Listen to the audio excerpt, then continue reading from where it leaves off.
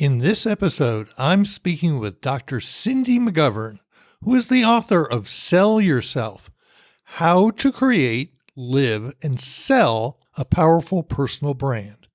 Many of you will need to rebrand for an encore career, switching industries, or pivoting careers. If so, this is the book for you. Cue the music. Welcome to the Repurpose Your Career podcast, brought to you by Career Pivot. This podcast is where those of us in the second half of life come together to discuss how to repurpose our careers for the 21st century. Come listen to career experts give you proven strategies. Listen to people like you tell their stories on how they repurpose their careers. And finally, get your questions answered. Your host, Mark Miller, has made 6 career pivots over the last 30 years. He understands this is not about jumping out of the frying pan into a fire, but rather to create a plan where you make clear, actionable steps or pivots to a better future career. Are you ready to repurpose your career? Welcome to episode 290 of the Repurpose Your Career podcast. My name is Mark Miller, and I'll be your host every Monday for a discussion on what it's like to repurpose your career. In this episode, I'm speaking with Dr. Cindy Mcgovern, who is the author of Sell Yourself: How to Create, Live, and Sell a Powerful Personal Brand. Many of you will need to rebrand for an encore career, switching industries, or pivoting careers. If so, this is the book for you. Let me read a section from her website. Known as the First Lady of Sales, Dr. Cindy has worked with major organizations for the last 18 years, not only helped them grow, but also turn their human capital into confident salespeople at every level of their company. Dr. Cindy also works one-on-one with individuals to coach them through her process and transform them into better, more confident salespeople, no matter what they're selling. Using tools from her doctorate in organizational communication and years of consulting, Dr. Cindy developed sales cultures across various industries to change human behavior at a fundamental level. Her goal is to help people get over the ick factor in selling so they can embrace their inner salesperson. Because everyone sells every day, Dr. Cindy wants to be a resource to help people learn how to sell more effectively with the business motto of grow big or go home. Dr. Cindy transforms businesses and individuals to increase growth and revenue. Backed by an equally experienced team, Cindy is the face of the Orange Leaf Consulting and is working with McGraw-Hill to release her second book this fall, titled Sell Yourself: How to Create, Live, and Sell a Powerful Personal Brand. However, before we get to the episode, let's have a word from our sponsor, Career Pivot. The Career Pivot membership community is a group of people from all over the U.S. and Canada with diverse backgrounds. This community where everyone is there to help everyone else out, figure out what they want to do in the second half of life, and then make it happen. Many have made changes they did not know existed or was possible when they came to the community. They learn from each other, broaden their horizons on what was really possible. Let's hear what Vicky had to say about being part of the community. For me, I would say it's the resources that you've made available to the community, whether it's bringing on speakers who have insights into the current hiring and job searching trends, especially during the pandemic. This has been so useful. Highlighting companies that are providing remote work for older adults. And again, this is how I was able to get my current part-time job, but also helping me to see new possibilities about what work might look like now and in the immediate future, because this is so important. The traditional jobs that our generation was raised with have essentially evaporated. And so that's really what's been most helpful to me most recently. I am recruiting new members. If you are interested in learning more about the endeavor, please go to careerpivot.com/community. Now, on to my discussion with Dr. Cindy Mcgovern. Welcome to the Repurpose Your Career podcast. I have the real joy of having Dr. Cindy Mcgovern, and she is the author of Sell Yourself: How to Create, Live, and Sell a Powerful Personal Brand. Welcome to the podcast. Thank you so much for having me, Mark. It's a pleasure to be here. When your publicist contacted me and I said, okay, some of my favorite podcast episodes have been around personal branding. And like we talked beforehand, a lot of the folks in this audience will need to either create their personal brand or will need to rebrand. Start out with, why'd you write the book? This book was something that I had to write given what's happened in the last couple of years at the time we're recording the podcast. So we had, the world got turned upside down and we had the Great Resignation. And then we had the Great Remorse. And then we had the Great Reset. I believe the next thing is the Great Rebrand. And what a lot of people don't realize is you have a brand, whether you realize it or not, you've got one. Are you selling the right thing? And given all the changes in the world and the economy, are you still selling the thing you should be to get you where you want to go in your career? Or now that the world has changed, are you rebranding the way you want to get you where you want to go? See, I always tell people the Jeff Bezos quote, your brand is what people say about you when you're not in the room. 100%. You have three parts to the book. The 3-step process is create, live, sell. So let's talk about the first one, create. So you've got to really craft your personal brand. I think people think, well, when I say create a brand, they think it's something fake. And that's not at all what I'm talking about, because we have a brand. But we do have to think about how we want others to see us when we're not in the room. What do we want them to say? And what is the lasting impression? Because we're leaving one already. We're absolutely leaving an impression. Is the wake behind you exactly what you mean it to be? Because that is intentional. And if you look at even just life moments, a job interview, you dress up and you comb your hair. It's like you're selling something there. You created the image you wanted them to have. Now, I think there's a huge opportunity, even if you are rebranding or if you're branding for the first time intentionally, you have to think about that. You have to think about who you want to be known as. You're creating your legacy. It's already in progress. Let's make sure it's on purpose. In the book, you talk about the fact that how do I want people to perceive me? And I've rebranded multiple times because I've changed careers so many times. And I've had to realize that people, how they used to know me is not how I want them to know me now. So how do you go about creating the brand? Well, it's funny because I've rebranded as well throughout my career. And I think we all do. Even if you're in the same job, you're still rebranding because the team is changing, the market is changing. But especially if you're shifting jobs, that is a complete rebrand, because if you don't create the new brand, your network can't help you. They can't advocate for you. They can't support you because they're thinking, well, now you're a master gardener and you used to be a mechanical engineer. I don't get it. So you've got to craft that brand. But what's interesting about it is when you're creating that brand, it starts with who you really are. That's really where you begin. Let's be authentic about this. Who are you? And what I call them your superpowers in the book. What are the superpowers you want people to know? We're very multifaceted people. So what are the facets that are going to help you really get this brand off the ground?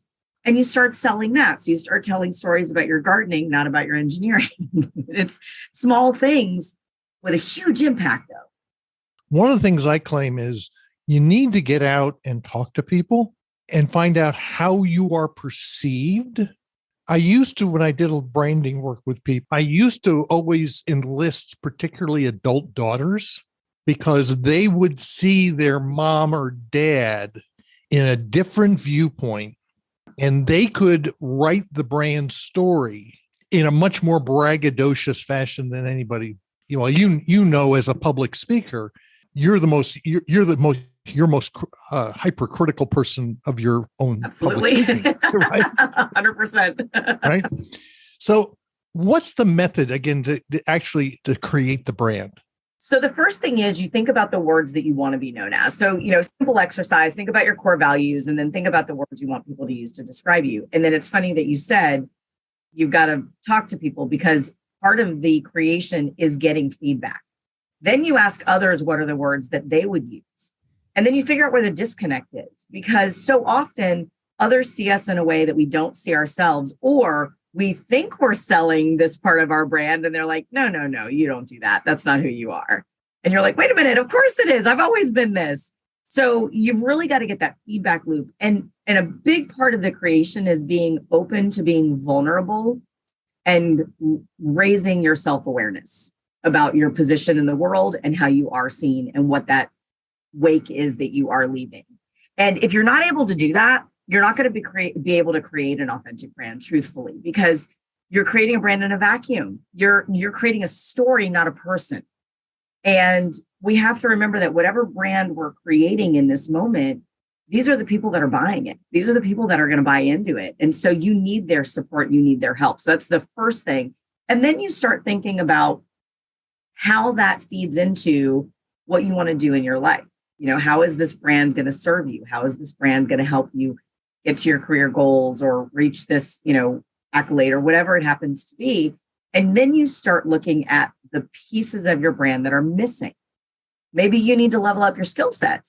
Maybe you need to learn something. Maybe you need to be more outspoken and your nature is to be very introverted. But you start looking at where things are at odds, where they're not matching up. That's really where the creation of the brand comes into play. Yeah, I think it's a combination of the words that you come up with that represent you. One of the things I've done with people, I'm a Berkman consultant, but I've done this with any number of the other assessments, where they come up with terms that they say, this is you. And then I say, put it in your own words. Right. How would you say it? Yeah. And then once you do that, then start taking it out and practicing it with people. Obviously, people you trust, and see how it goes over. Yeah. It's you say that because that's actually sort of the second piece is the live your brand. Yes. It's practicing piece. But in that creation, one other thing that I think is really important for people to note, when you're creating that brand, be honest about the feedback that you're getting. Because so often we're like, okay, well, they just don't know me. No, they do. That is absolutely who you are. Like if you have the resting witch face, everybody tells you that. That's true.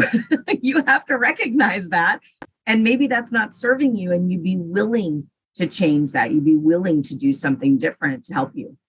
My son now is 38 or 39 years old, but as a teenager, he used to roll his eyes and he had no clue he was doing it. And it's like, dude, you're giving it off and you don't even realize how you're being perceived. Yeah, you really don't. I really like your part two, which is live your brand.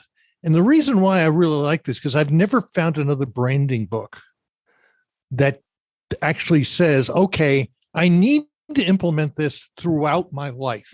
So tell us what you mean by live your brand. So you are the package and you are the brand that you're selling and you are selling that 24/7. So if you went into a store to buy a soda and it was in a box instead of a can, it would weird you out. You'd be like, wait a minute, what is this? That's not the thing I know. And that's because it's not consistent. When you consistently live your brand, you're building trust with those around you who are, in fact, buying into your brand and supporting that. And so you've got to live it in every facet. And when we go off brand is where it creates distrust. And people don't buy into what you're selling because they're like, oh, but is this really you? Or were you faking it? Was this not it?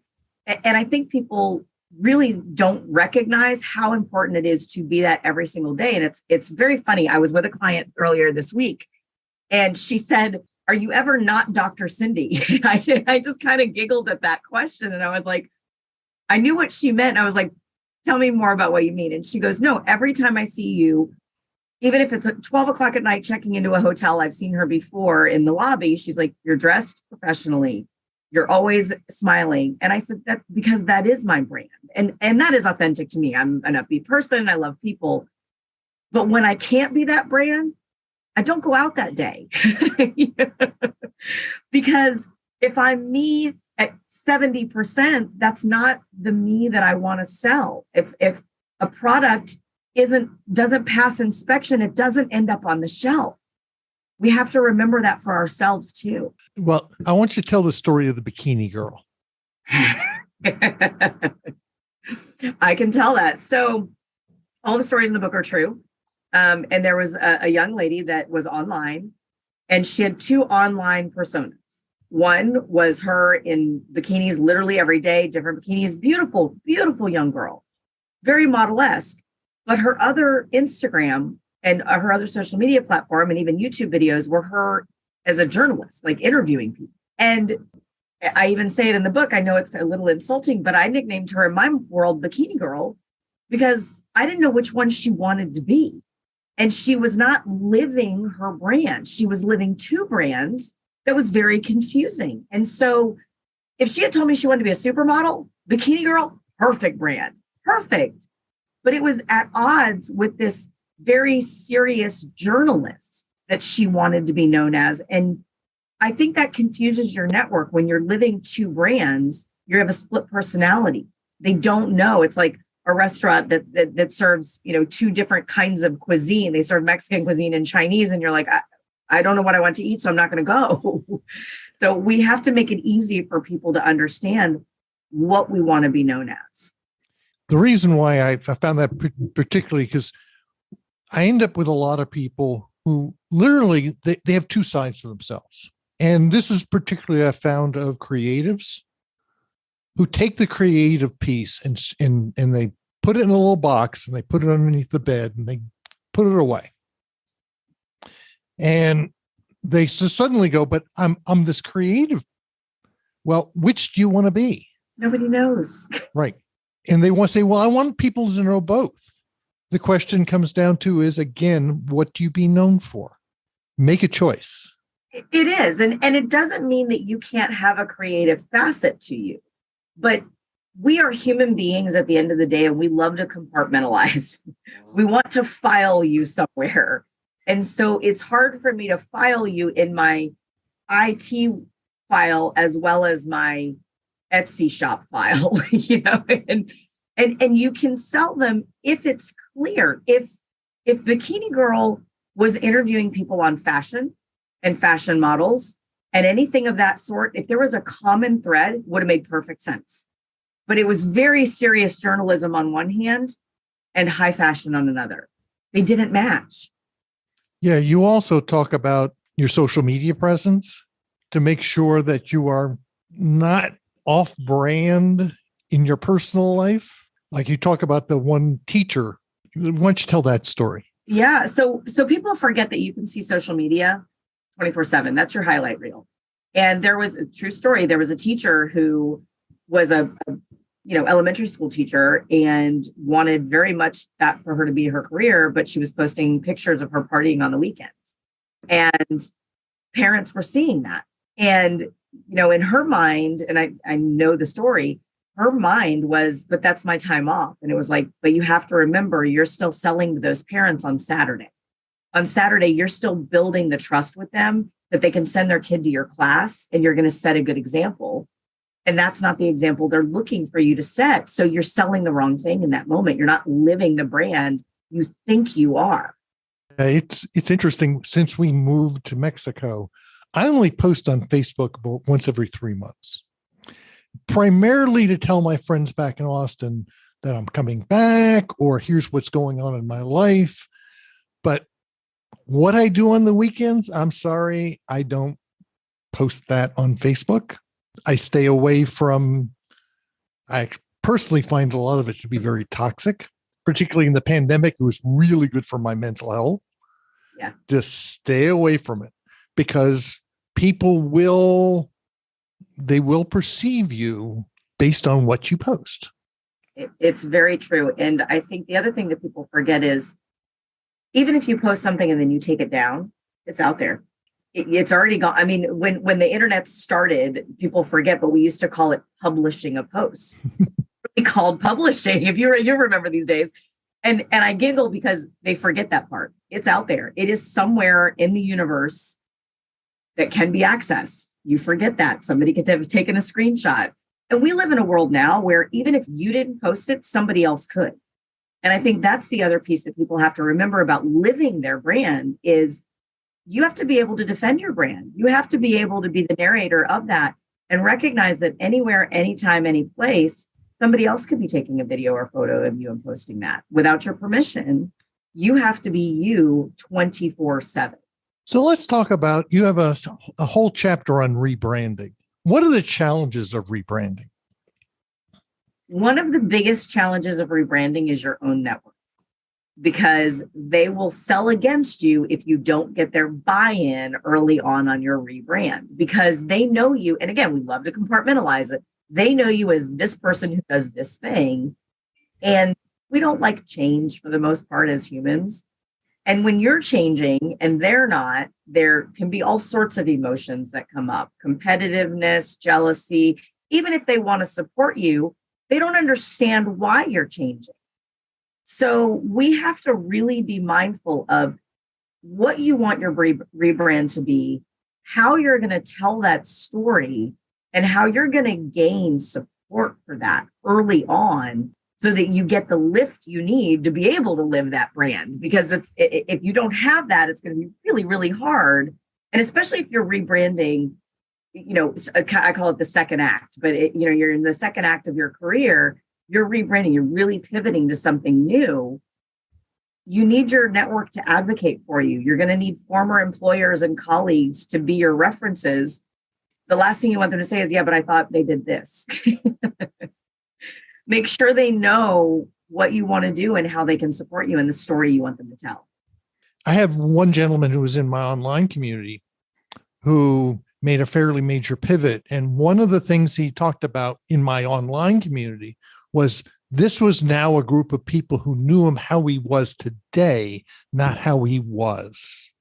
And so sometimes you need to jettison old and build new, but also listen, because hopefully they know you in a new way. And if you can't get your old network or colleagues to believe that, you may have to move along. And that's one of the hard things when people do rebrand is, if you want to break into a brand new industry, you got to start hanging with the people in that industry. You've got to start reading those, industry things, and that's your network. And you can't necessarily stay over here and do that equally well. But it's hard for people to do that, because I get asked this all the time. People are like, well, you can't forget where you came from. And I said, I'm not forgetting at all. And I'm not advocating that you do, but it's a building block. And if that's no longer serving you and your vision and your dreams and goals for yourself, it's time to move. It's time to grow. And you're not going to grow in that, it's like plants in pots. You don't grow in the same pot. You got to move over, but it's going to be uncomfortable. You're going to butt up against your comfort zone.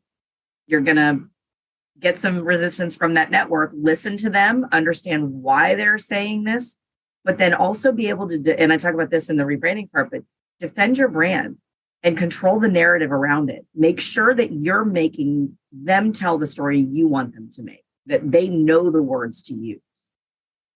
Yeah, it's because sometimes you're going to have people who are going, why do you want to do this? Oh, but you're so good at what you did. You made so much money. Why do you want to do this? And it's like, well, I don't want to do it anymore. Right. Yeah, because I don't want to. And right. That is a perfectly acceptable response. And that's the thing I would tell all of your listeners too, is once you're clear on what your goal is and what your brand is, you need to be ready for that resistance and have your answers. So part of your creation of your plan is having the creation of the answer when you hit resistance, knowing how you're going to defend that, knowing the narrative that you want to shake up, and recognizing, and I do believe this, I think that people come from a good place. I think they, want to protect us, but I also think when you're making a shift, they don't always get why, and that's okay, but you do need their buy-in, at least of some support that it's important to you. And if they're truly your friends, they're truly your family, they're truly your network, when they see your joy and your passion, that's usually enough to inch it over. Yeah, and we'll move on to the third part, which is to sell. And of course, having been in and out of sales for part of my career, what we just talked about was objection handling. Absolutely. So what does it mean to sell your brand? So it's very funny. And when I was working on the book and thinking about the title of the book, and I came up with Sell Yourself, it was funny because it's a bit of a cliche, but the part that everybody forgets about that is the word sell. And most people don't want to sell. We say this all the time. Oh, we sell yourself. Go to that interview. Do it. They forget there is a sales process that goes into selling successfully. And so I wanted people to understand the skills of a sales professional and how a sales professional would do that. So very, very much what you just said.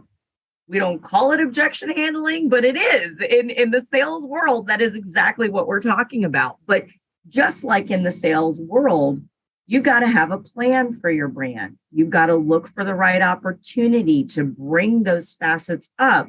You've got to build trust in your new brand that they know they can depend on that. You've got to ask for advocacy. You've got to follow through. There are all these things that we're borrowing from sales professionals to help you have a successful and powerful personal brand. One of the things when I would work with clients and we would do work on networking and meeting with somebody, I said, so you need to close the meeting.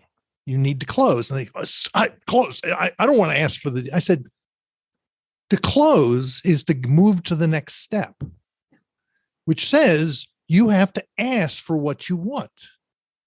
And you've got a whole section on there in the book on you got to ask. I think that people are, the fear of asking is really the fear of the answer, right? We're afraid they're going to say no. Totally get it. But I would challenge any listener listening to this podcast today. You've all been told no, you survived. It's okay. Like it's not the end of the world, but we feel like it is. Part of what we have to recognize is people want to help you. I firmly believe nobody does this life alone. We want to help each other. But a lot of times your network doesn't know how to help you, or they don't know what you need. And unless you are specific about it, you could tell them all day long, oh, I'm looking to break into this new industry and I'm very excited about tech and I want to do these things. You're assuming, and let's be very honest, it's a bit narcissistic. We're assuming that everything we just said, they're going to be thinking about that top of mind all day, every day to help us achieve our goal. No, these are busy people. But if you said, gosh, Mark, I would really love you to keep me in mind as you're talking to your colleagues from tech, if anybody's hiring, then it's easy for you to help me because you know what I'm looking for. But if you don't ask, you probably are not going to get it. One of the key things, particularly in networking, is ask for things that are relatively easy for people to do. So I use the example, I had a client who was interested in going to work for the transit agency in Austin. I knew the chief of staff for the CEO. So I sent him a note and I said, who should she talk to? And then and I copied my client and he just forwarded the note on to the recruiter. There you go. And because it came from the chief of staff from the CEO, they responded in 15 minutes. That's right. Now I didn't ask, can you help her get the job? But there was an ask. Yeah. So the whole idea is if you don't ask, you don't get. And just like I have a chapter in my book on MSU disorder, and MSU stands for make stuff up. We all make stuff up. Yeah. The assumptions we make are usually based on stuff we make up in our heads. Totally. After someone has read the book, what do you want them to do? I want them to start with taking an inventory of who they're known as already. I really want them to go back to the create part. And it's a bit of a workshop in a book, so there are exercises along the way. But the first thing is that inventory, because if you can't do that honest inventory, the other two steps don't matter. You really have to plan that brand first and look at yourself and have the self-awareness around your place in the world now. And I giggle because I think of these talent shows where they show the worst auditioners. And it's like, why didn't somebody be kind to them along the way and tell them they should not be doing this? Like they could have benefited from having an honest inventory. So do that honest inventory, and that's going to give you a lot to go off of to figure out your next move. Because then you're going to start seeing where the disconnect is and what other facets of your brand you need to elevate, what areas you need to level up to get you to the next goal that you have. So that's the first thing that I want them to do. Yeah, it's interesting. I've been a Berkman consultant, and one of the things I have found is it's very often it's the odd combinations of behavior that are your superpower, but you don't see it. But everybody else does. But everybody else does. Yeah. And like I've got a guy in my online community who's a big numbers guy, but he's also a kind, compassionate soul. Sorry, most number guys are not kind, compassionate. Right. Yeah. But that's a superpower. There you go. And you need other people to feed that to you. Cindy, this has been great. If someone wanted to buy your book and reach out and contact you, how might they do that? They can go to sellyourselfbook.com or any bookseller by them. We've got some bonus items on our website for the book, including a chapter bonus that is on your second act and rebranding. So perfect for this community for sure. We will include all those links in the show notes. Thank you so much. So Cindy, thank you very much for being on the Repurpose Your Career podcast. It has been a pleasure to be here and very fun to speak with you today. Thank you for having me. I really liked Cindy's approach to personal branding. I really appreciated this 3-step process of create, live, and sell. Check out the book, and if you get it from her website, you will get bonus material on rebranding for an encore career. Take a moment, go to careerpivot.com, sign up for the weekly Career Pivot Insights newsletter, which is sent out every Sunday. You'll get a weekly update on this podcast, white papers, and new blog posts. I just published my latest white paper, Ageism, the Last Acceptable Bias. If you are subscribed to the newsletter, you already had the opportunity to download it. While there, do not forget to check out the Career Pivot community, which can be found at careerpivot.com/community. Feel free to connect with me on LinkedIn. Look for Career Pivot on Facebook and LinkedIn. You'll also find me on Twitter at Career Pivot. Thank you for listening all the way to the end of the Repurpose Your Career podcast. You will find all the show notes at careerpivot.com/episode-290. You can also subscribe to the podcast on Apple Podcasts, Stitcher, Google Podcasts, Podbeam, Overcast, Spotify, Pandora, Amazon Music, and lots of other places where podcasts can be found. In fact, this podcast can be found on the Repurpose Your Career podcast channel on YouTube. Hope to see you next Monday for another episode of Repurpose Your Career podcast.